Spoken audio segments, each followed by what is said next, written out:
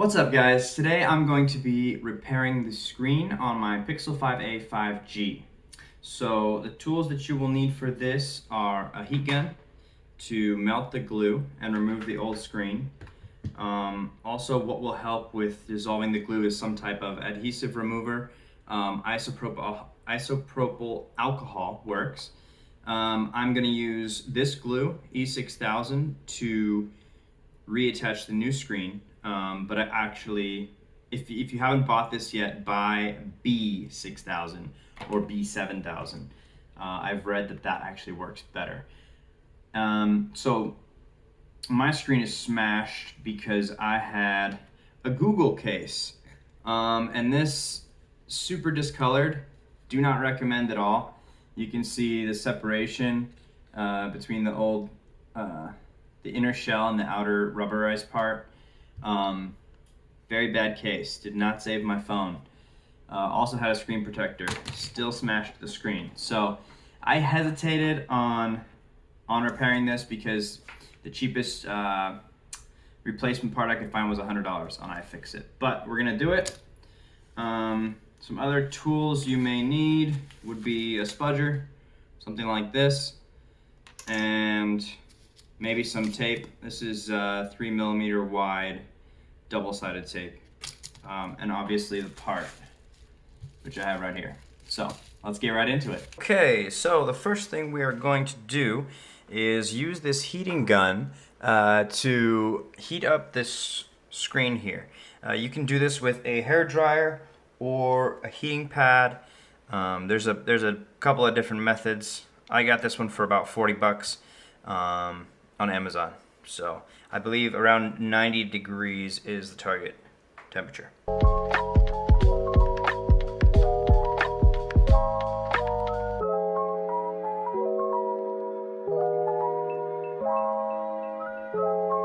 Screen protector is slightly damaged. Some of that happened before I dropped my phone. The screen itself took an impact here, as you can see, completely shattered.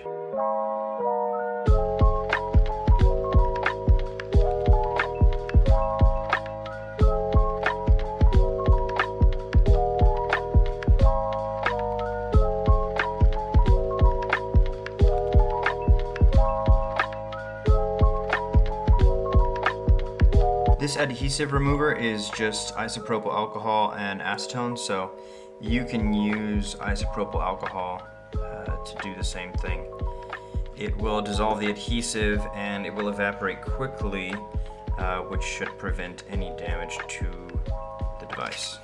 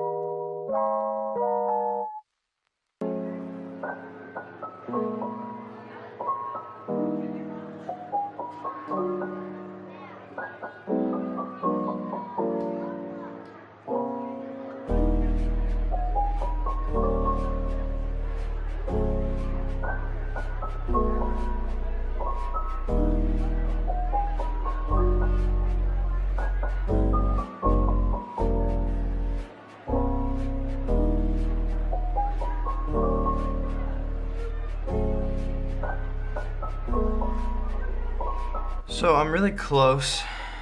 The initial access was the hardest part. I ended up having to use this metal blade, which I don't recommend because it does look like it's scuffing up the visible plastic edges of the phone. However, it's the only tool I had that was thin enough to get into the crack. I applied heat, adhesive solvent, and used the suction cup multiple times. And my plastic cards and my spudgers were just too thick to start separating this seal. So I would suggest a thinner, rigid plastic tool for what I'm doing right now. And the bummer about the cracked screen is that it's causing these individual pieces to stick and preventing me from just being able to run my tool along the edge all the way down.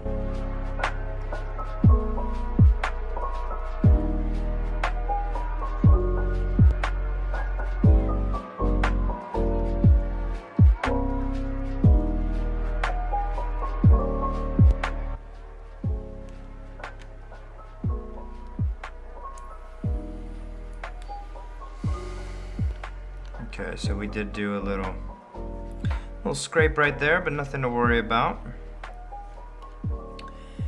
Okay, and this piece is trash anyway, so I'm not worried about that scraping there either. Okay, so this screw here needs to be removed. That is a T4. I guess this would be step 2.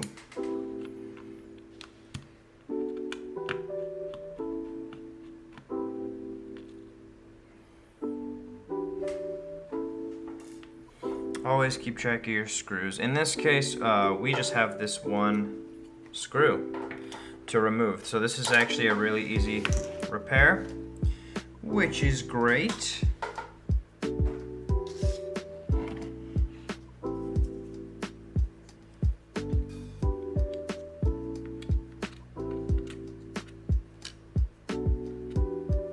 There's that piece there.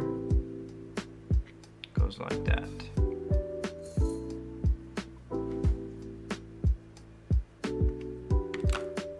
It just pops right off. So there's the old one, and here's the new one. This comes with clips, which I'm hoping does not mean it's the wrong part. So before we place the new screen on, and this costs $100 from iFixit. The reason it's so expensive is because we're replacing the entire screen. Not just the glass front. If you wanted to just replace the glass front, it would be a lot cheaper, but you would need a tool to seal the glass front to the screen, which requires, I believe, a vacuum sealing machine. Okay. So I just figured out why the clips looked so strange. I unsealed my phone at the wrong seam. So, I will show you what happened so that you don't make the same mistake as I did. There's an initial seam between this screen and this black edge.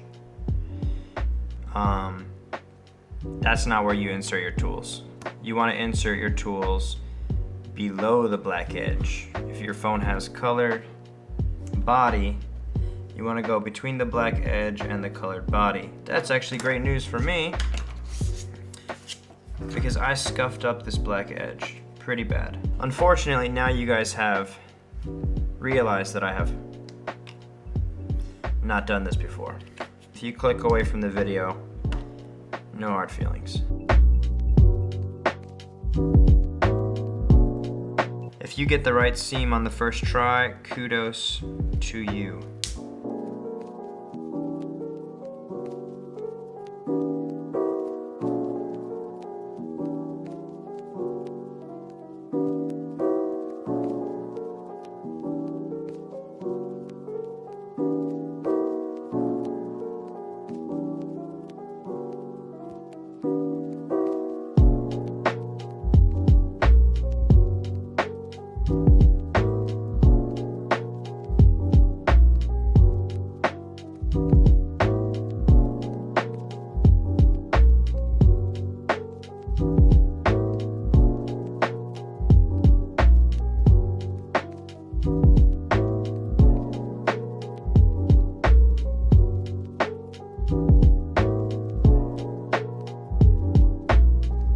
I don't know if this is step 4 or step 5, but removing the glue, cleaning the screen, or maybe it's just step 3. Let's see, we remove the screen.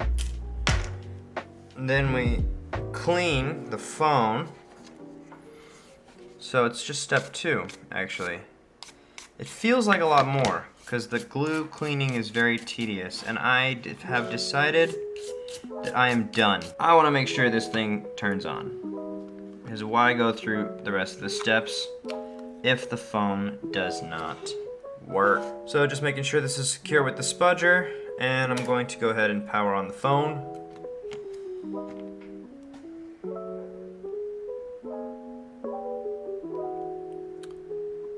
The new screen works, that's great. Now we have to seal the screen on with this glue.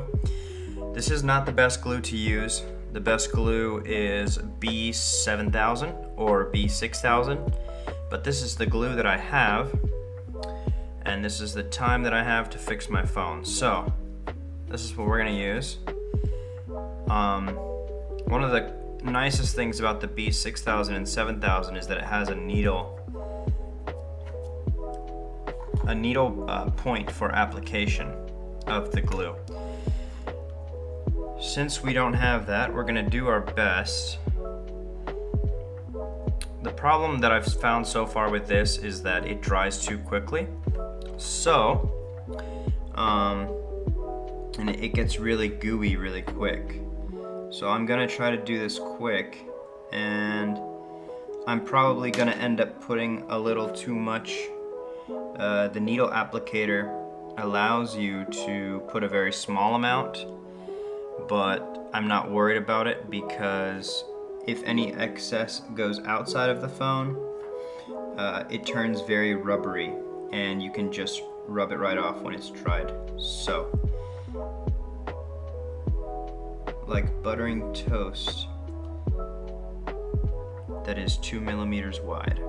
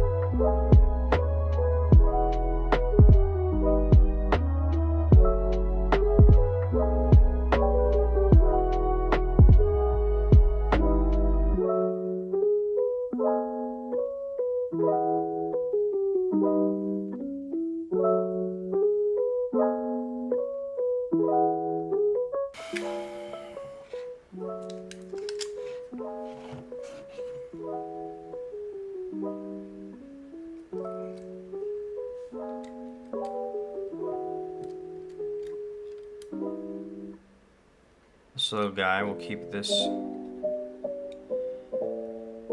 down. So hopefully the glue's not too dry already. Because if it is, it'll do the opposite of what we want, and it will keep our phone from closing all the way. Which is, I think, what I experienced with the Microsoft Surface Book. Like I said, I'm not worried about the excess around the edges. It gets very rubbery, so I'm just gonna rub all of that right off once this is dried and cured. I'm really grateful for the clips on this screen because they really help me to get it seated properly without being too worried about being centered. So yeah, there you have it. It's sealed. It actually doesn't look too bad as far as the gap. It's pretty tight. So I probably won't put a screen protector on this because I have a case that I like a lot. It is a Spigen. I can't show you right now because it is holding up my tripod, but the edges of the case come up higher than the screen by a considerable amount, whereas the Google case, they did not. So, there you have it. The hardest part of that was definitely getting initial entry into the phone. So I did end up having to use a metal tool. I don't recommend that. I recommend something thinner. that is plastic, but the metal tool was the thinnest tool that I had, so that's what I had to use. Anyway, that's it. I hope you enjoyed the video. Please leave a like, leave a comment, subscribe. Let me know if you guys want to see more content like this, more hacking content. And I appreciate you watching. Bye.